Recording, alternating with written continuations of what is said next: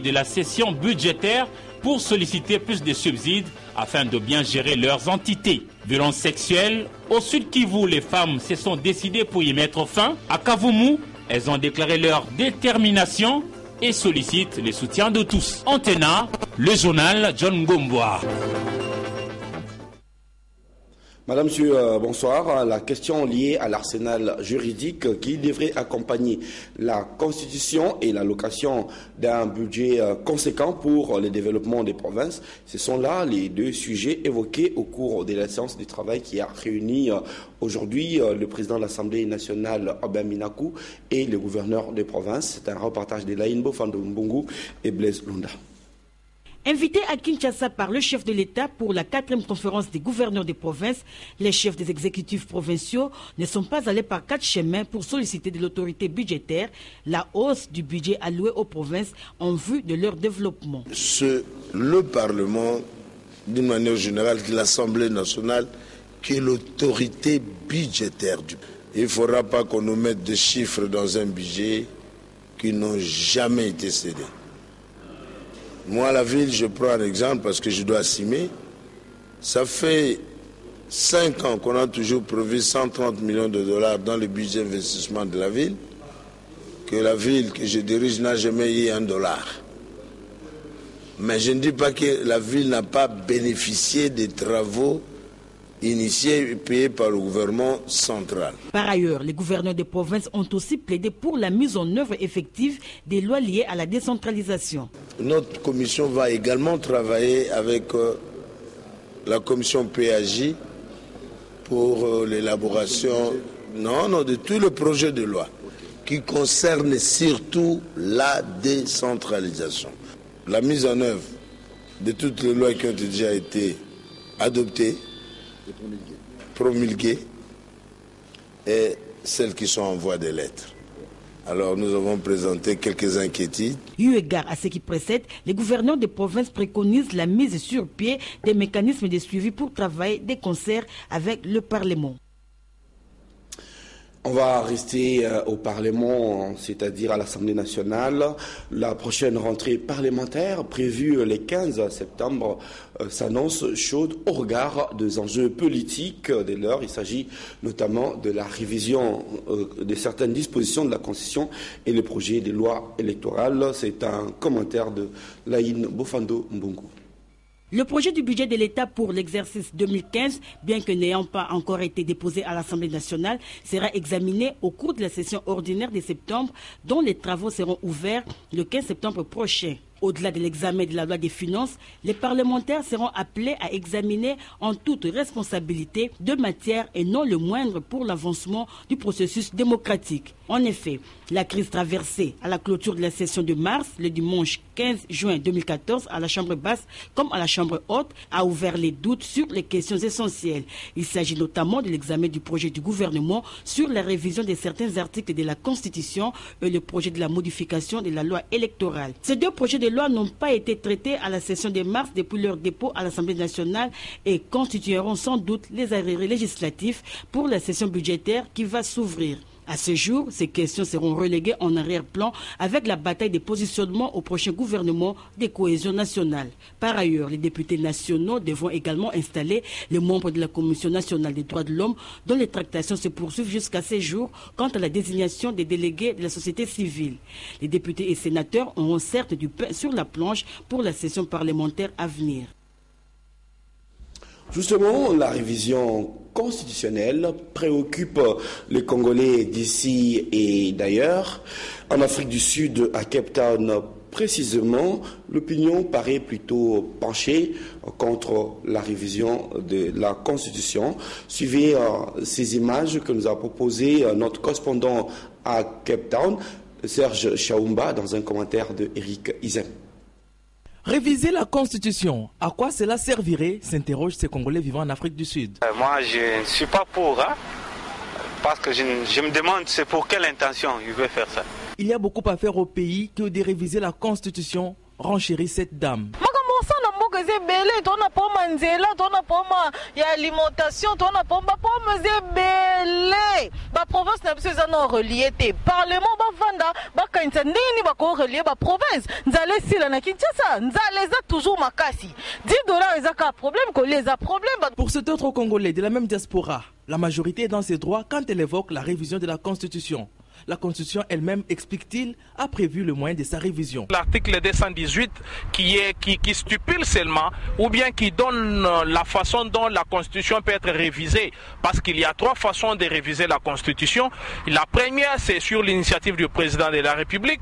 La deuxième, c'est le gouvernement après délibération au Conseil des ministres. La troisième, c'est une frange de la population congolaise qui prend l'initiative, soit 100 000 personnes. C'est des bonnes guerres. Aussi longtemps que la question ne sera tranchée, le débat autour de la révision constitutionnelle continuera à faire couler beaucoup d'encre.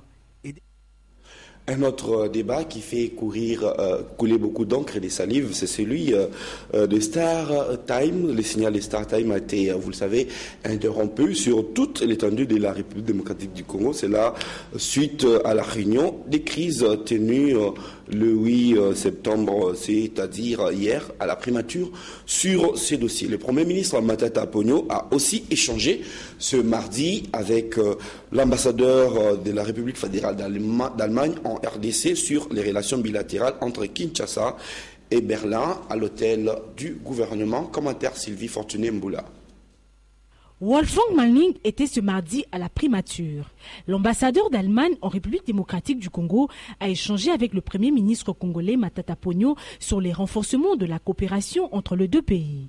En croire les diplomates allemands, les relations entre Kinshasa et Berlin sont excellentes. D'autre part, le ministre congolais des ITPR a eu une séance de travail avec le Premier ministre. La réalisation de projets ultra prioritaires impulsés par le chef de l'État a constitué l'essentiel de leurs échanges. Pour la réunion d'aujourd'hui, il a été particulièrement question de l'intégration nationale à travers la route nationale numéro 1 qui part de Sakanya au Katanga jusqu'à Banana au Bas-Congo en passant bien sûr par pratiquement 4 provinces, y compris Kinshasa. Une réunion de crise a réuni dans la soirée de lundi le ministre de PTNTIC, des médias, l'autorité de régulation de postes téléphone et communication, le Conseil supérieur de l'audiovisuel et de la communication et le Premier ministre sur le dossier StarTime. Le signal a été interrompu en attendant que la Cour suprême de justice délibère. Depuis ce soir, le signal de StarTime a été interrompu et nous allons exécuter la décision qui avait été prise lors de la réunion du week-end, c'est-à-dire que la Cour suprême de justice puisse émettre un avis juridique qui va mettre fin à ce dossier. À 18h au plus tard, StarTime doit avoir cessé. Si StarTime poursuit ses émissions, eh bien, des sanctions plus lourdes, des décisions plus importantes seront prises à l'encontre de cet opérateur StarTime. C'est une affaire à suivre. StarTime a effectivement arrêté d'émettre depuis hier et en victime expiatoire, cette entreprise de télédistribution des programmes télévisés appelle sa clientèle au calme et stigmatise ce que StarTime considère comme un découragement des investissements étrangers en République démocratique du Congo. Eric Izan. Le signal de StarTime a été coupé, hélas. Décision motivée au gouvernement par le ministre Kinké des Postes, Téléphones et Nouvelles Technologies de l'Information et de la Communication. Et dans les faits, c'est déjà consommé. Indépendamment de sa bonne volonté, elle regrette d'être obligée de suspendre momentanément ses émissions. Du coup, la centaine d'agents va en ressentir les conséquences. Dans la société, nous avons 100 des travailleurs congolaises. Nous travaillons tous les jours ensemble. Il est dans la société, il travaille dans la société pour gagner sa vie. Ils ont leur enfant, ils ont leur famille. Avec la situation actuelle, ils risquent de rentrer à la maison. La clientèle préjudiciée, en ce moment, devra garder son calme. J'ai pensé beaucoup sur notre abonnement. Parce qu'à ce moment-là, il n'y a pas de signal. il ne peut pas voir les chaînes pour le moment. Donc pour cela, j'ai pensé beaucoup que le gouvernement pourront tenir attention pour cela, pour trouver une bonne solution au plus tôt possible. Les autorités RD congolaises ont souvent affirmé que le climat des affaires s'améliore, mais l'affaire Star Times risque de prouver tout le contraire.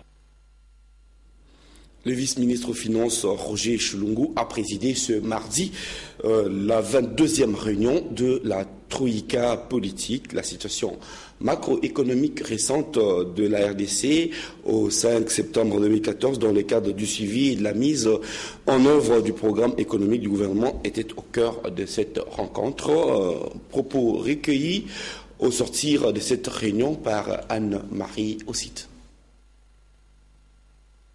L'actualité reste marquée par la publication des rapports de l'OCDE sur les politiques agricoles et suivi et évaluation pour 2014 ainsi que les perspectives de l'emploi pour l'édition 2014.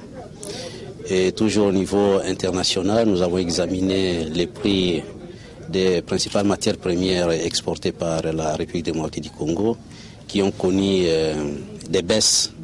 Là, je cite le cobalt qui a stagné, le cuivre, l'or et le pétrole ont connu une baisse d'une semaine à une autre. Sur le plan national, l'actualité reste marquée par la stabilité au niveau des prix intérieurs et au niveau des taux d'échange.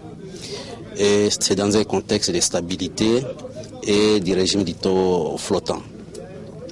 En ce qui concerne la gestion des finances publiques, pour le mois d'août que nous venons de terminer, nous avons clôturé le mois avec un déficit de 30 milliards de francs congolais. Mais la situation de la trésorerie de la Banque centrale a fait un excédent de 2 millions de dollars américains, ce qui conforte notre position d'échange.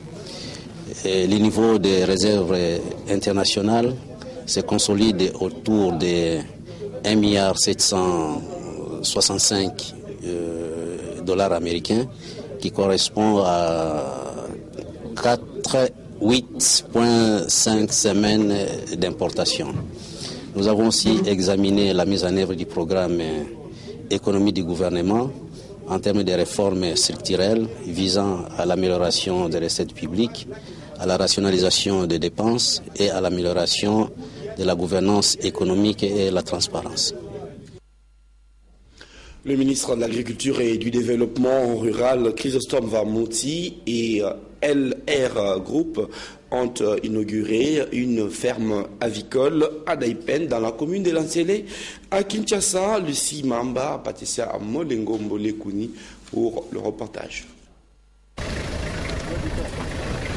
Plusieurs membres du gouvernement ont pris part à cette cérémonie de l'inauguration de la nouvelle ferme d'Aipen dans la commune de Lansele. Parmi eux, le ministre de l'économie, celui des affaires foncières ainsi que le gouverneur de la province du Sud Kivu. Ce contrat signé entre le gouvernement de la République démocratique du Congo et la firme LR Group a pour mission de promouvoir les secteurs agricoles en vue de subvenir aux besoins alimentaires de la population congolaise. Le président de la République, Joseph Kabila Kabange, a vite compris qu'il a deux fronts. La lutte contre les groupes armés, les bandes armées à travers le pays, et principalement à l'Est. Et le deuxième front majeur, c'est la lutte contre l'insécurité alimentaire. Et aujourd'hui, il mène parallèlement ces deux combats, et tous les deux combats produisent des victoires. Le ministre de l'Agriculture et Développement rural a salué le travail abattu par le membre de LR Group et le respect de leur engagement. En ce qui concerne la production, LR Group tient à produire 250 millions d'œufs par an en fonction de plus ou moins 10 millions par mois. En Bujimaï, vous nous suivez en direct et en clair par Kassai horizon de notre excellent confrère Herbert Chibanda Kadetième. 50 greffiers des cours et tribunaux militaires de la République démocratique du Congo sont à l'école de formation depuis ce lundi au centre Béthani dans la commune de La Gombe. Objectif, renforcer leur capacité en matière de rédaction des procès-verbaux des différentes audiences de la justice militaire. Sylvain Kapombo, Bosengele pour le reportage. Il a ouvert la 4e session de formation des greffiers militaires. C'est le général de brigade Samouaka Jacob, représentant du premier président de la haute cour militaire, qui a ouvert cette 4e session de formation des greffiers des cours et tribunaux militaires de la RDC, baptisée session de formation Delphin Nyembo Yabouzilou, du nom de son initiateur. D'entrée des jeux, les apprenants ont été exhortés à la prise de conscience tout au long de leur formation, vu le rôle important que jouent les gardiens dans les audiences. Je vous invite à prendre conscience des responsabilités que vous aurez à assumer à la fin de cette session, qui sera sanctionnée par un texte sur base duquel les plus méritants pourront bénéficier d'un brevet de participation. Vous serez donc coté pour la régularité, la ponctualité et l'assiduité à cette formation qui va décider de votre future carrière de greffier. L'organisation de ces assises par la haute cour militaire a bénéficié de l'appui financier et de l'assistance technique de la MONUSCO et de l'Organisation internationale des migrations. Il s'est ouvert ce mardi dans la salle de conférence du Centre pour handicapés un atelier sur le plaidoyer pour les droits de l'homme avec les femmes journalistes. L'objectif est de renforcer les capacités des femmes à plaider pour leurs droits et les libertés fondamentales. Reportage de Sylvie Fortuné-Mboula et d'Uzen Belebele. Les projets plaidoyers des femmes sur le droit et liberté fondamentales visent à renforcer les capacités de femmes dans l'est de la RDC et à Kinshasa à plaider efficacement pour leurs droits afin d'améliorer leur situation en RDC, dans la région du Grand Lac et dans toute l'Afrique. Ainsi, durant 4 jours, le groupe cible primaire et les femmes journalistes vont bénéficier d'une formation des remises à niveau sur le droit de l'homme avec l'appui de l'Union européenne et ONU Femmes. Les représentants de l'ONG Femmes Africa Solidarité, Maurice Yumbi, a dans son mot rappelé que ce projet a déjà formé 65 femmes du groupe cible primaire venant du Sud et Nord Kivu, des Lituri et de Kinshasa. Ces femmes auront à constituer les groupes cibles secondaires de 800 femmes à la base qui, à leur tour, à travers des activités de sensibilisation, devront atteindre 5000 personnes, à savoir les hommes, les femmes, les jeunes filles et les enfants. Ces projets de plaidoyer des femmes sur les droits et libertés fondamentales est lancé depuis 2009 et il a comme partenaire local des mises en œuvre Femmes solidaires pour la paix et le développement. Nous sommes là au sud de Kivu. Les femmes revendiquent le respect de leur intimité. Et pour cause, plusieurs fillettes mineures sont violées par des hommes non notamment identifiés. Suivez plutôt ce reportage de notre correspondant à Bukavu de la chance Mitima.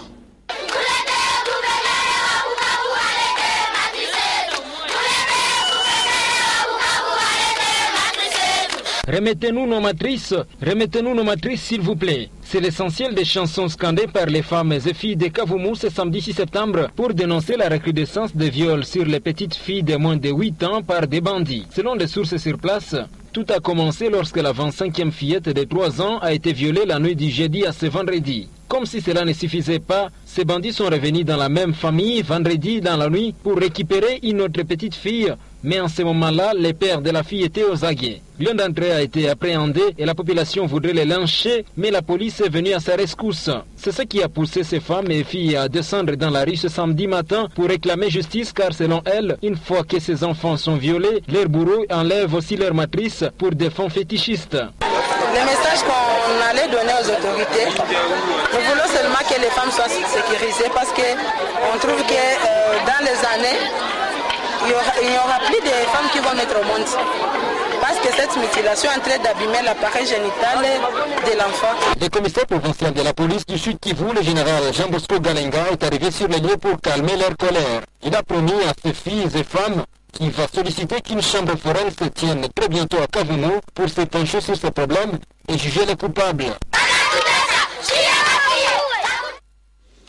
Nous allons rester au Sud Kivu et toujours avec de la chance Mitima pour vous proposer ce qu'a été la rentrée scolaire dans la ville de Bukavu dans cette correspondance téléphonique.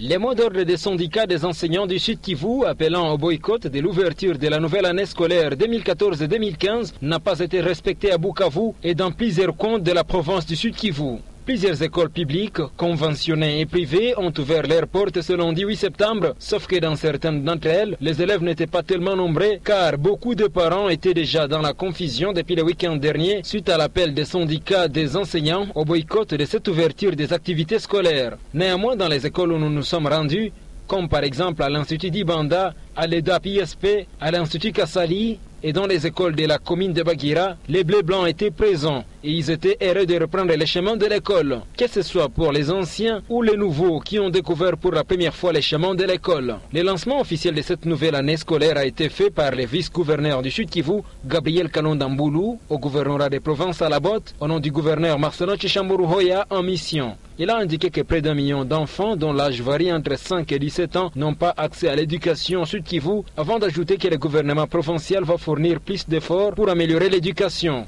Le représentant de l'UNICEF à cette cérémonie a interpellé le gouvernement congolais à veiller sur la gratuité de l'enseignement tel que consacré dans la Constitution de la République démocratique du Congo. Il en a profité pour lancer un appel aux parents à pouvoir donner l'égalité des chances à tous les enfants, filles et garçons. Bukavu, Mitima de la chance, Antenne A. Voilà, on va aussi parler rentrée scolaire à Kinshasa ce mardi au lycée bilingue Claude Mafema de Ngalima. Les travaux pratiques ont carrément commencé, preuve que la réforme est en marche dans cette école. Constat de Popol Zakor et José Moussangana.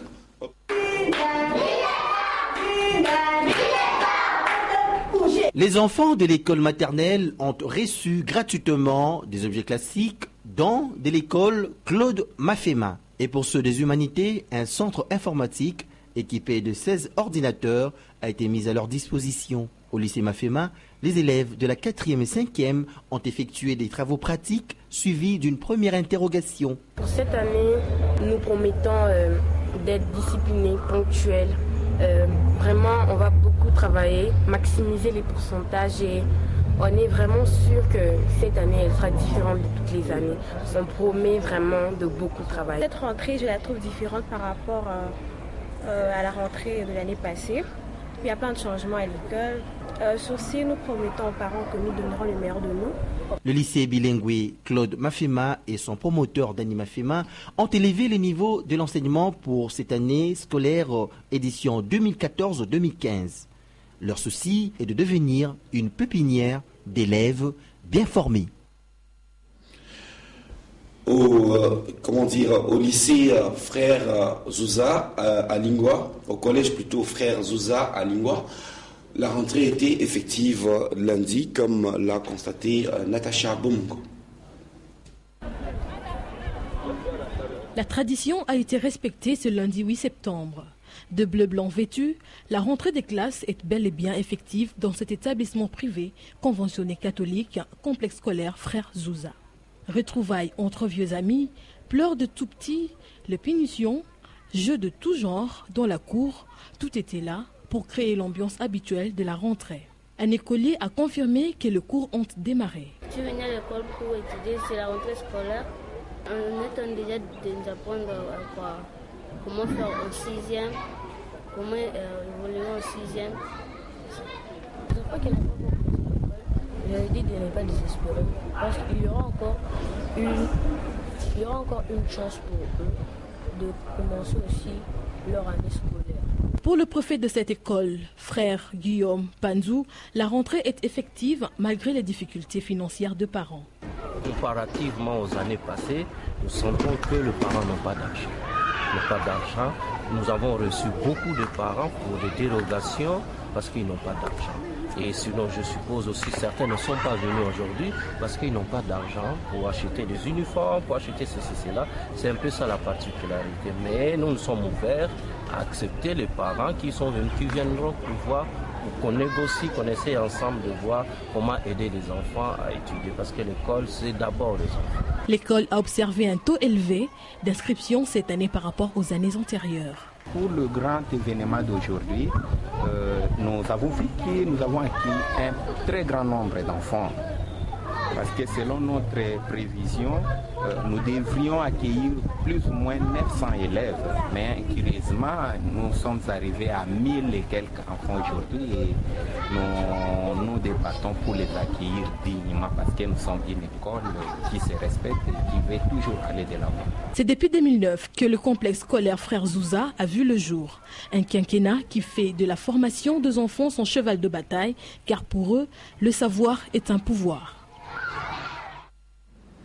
Nous ne l'avions pas annoncé en ouverture. Il est avec nous sur ce plateau, Guy Momat, un confrère journaliste qui vit à Londres, qui a participé aux concertations nationales pour le compte de la diaspora. Bonsoir Guy. Bonsoir, M. John. Alors là, il y a eu un reportage qui est passé tout à l'heure, mais en résumé, c'est la diaspora au niveau de l'Afrique du Sud, à Cape Town précisément. Évidemment, c'est un point dans toute la mer que représente la diaspora congolaise à travers le monde. Mais là, on a senti que visiblement, les gens, ils ne sont pas d'accord avec la révision constitutionnelle. Pensez-vous que les Congolais de la diaspora émettent sur la même longueur d'onde que ceux qui sont ici? Bon, en principe, c'est un problème de communication d'abord, donc comme je vais le démontrer. Donc c'est sur base des informations que cette partie de la diaspora reçoit et prend position, et notamment cette guerre politicienne à ces Congolais-là. Vous dites la révision constitutionnelle, je vais le prouver, puis ça concerne toute la diaspora. On a été aux concertations nationales, comme vous l'avez dit, on a pu obtenir quelque chose de très important, entre autres résolutions, il s'agit de l'irrévocabilité de la nationalité congolaise. Il y a 2 milliers de Congolais qui vivent en Afrique du Sud, aux États-Unis, à Londres, partout ailleurs, qui ont changé de nationalité, qui perdent la nationalité congolaise. Et aux concertations nationales, on a pu obtenir le fait qu'ils doivent recouvrer leur nationalité d'origine. Or, l'actuelle Constitution, en son article 10, stipule que la nationalité congolaise est une et indivisible.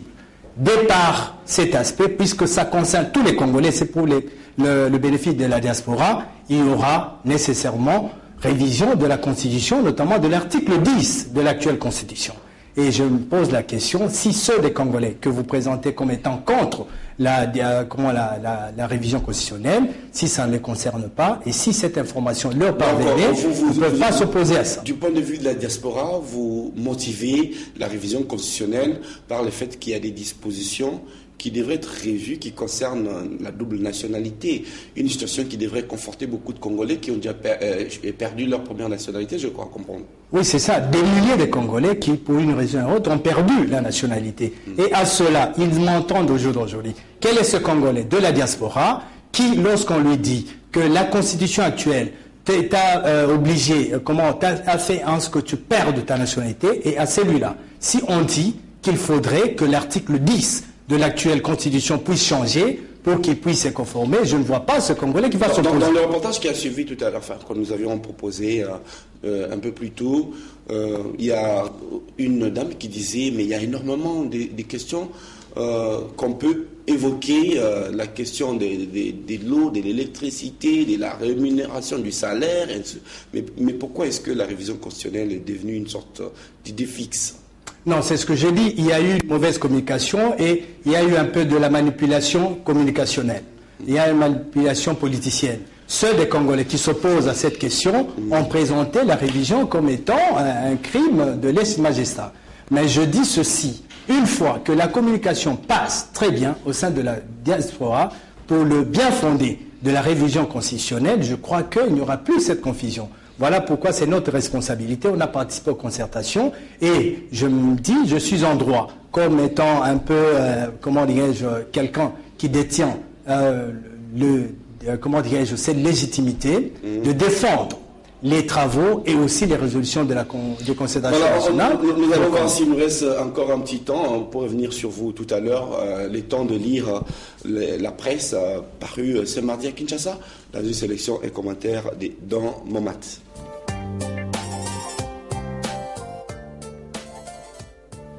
Bonsoir. Le gouvernement de cohésion nationale sera-t-il connu cette semaine? Affirmatif, répond le palmarès. La dernière mise au point, renseigne le journal, a eu lieu hier entre le chef de l'État et son premier ministre. Au sorti de la longue audience d'environ 2 heures, Matata est sorti rayonnant, sûr de lui, indique la prospérité. Même si, officiellement, rien n'a filtré, précise le tabloïd, la seule rencontre entre Kabila et Matata a suffi pour relancer la rumeur de plus en plus persistante. La Constitution sera révisée, mais pas l'article 220. Propos de Lambert Mende, que le journal estime rassurant. Le vrai modérateur note qu'au vu des contradictions enregistrées ces derniers temps au sein de la majorité sur la question de la révision constitutionnelle, certains partis et organisations politiques appellent carrément à la dissolution de la MP dans son format actuel pour une autre structure plus efficace, mieux structurée et plus dévouée. Peu importe les tergiversations de la majorité présidentielle sur la révisitabilité de la Constitution, la société civile se mobilise d'ores et déjà à en croire le guide pour le non. Non à la révision constitutionnelle, non également à laisser continuer d'émettre le signal des Star Times. Ainsi en a décidé le gouvernement. Depuis hier, en effet, le signal de cet opérateur chinois a été coupé. Et si elle continuait de diffuser, prévient la prospérité, elle encourait encore d'autres sanctions lourdes. Fin de cette revue de presse, merci de l'avoir suivi et à demain. Alors, un mot, Guy Momat, vous donnez beaucoup de chance à la révision constitutionnelle ou bien à une nouvelle constitution, parce que finalement, ça paraît être un peu... Bon, en principe, compte tenu du temps, donc d'entrée de jeu, comme je l'ai dit, c'est depuis les concertations que nous sommes pour la révision constitutionnelle, notamment en ce qui concerne la diaspora, mais avec un cadre beaucoup plus élaboré. Nous allons démontrer notamment ce que nous appelons la légitimité sociologique de l'actuelle constitution qui part des Sun City, et nous allons développer pour voir qu'une révision globale est beaucoup plus souhaitée. Voilà, on va recevoir de toute manière dans l'analyse par Dieu merci Nzob très bientôt. Pour vous tous qui nous suivez à Goma par Opchannel, merci et continuez à suivre le programme de Antenne A, la chaîne de référence. Je vous retrouve demain à 19h. Bonsoir.